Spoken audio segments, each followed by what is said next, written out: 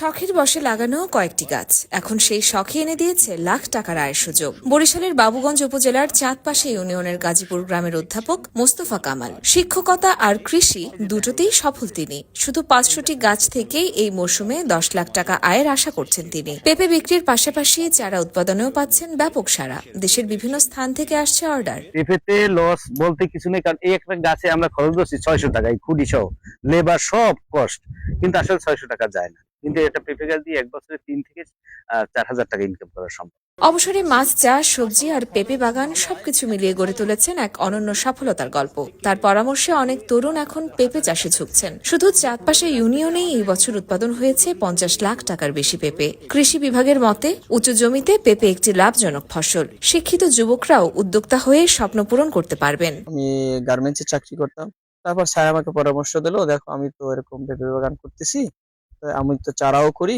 তুমি যদি করতে চাও আমি তোমাকে সব সাপোর্ট দিব। মানে আমার বাগানে প্রায় 200 গাছের মতো আছে।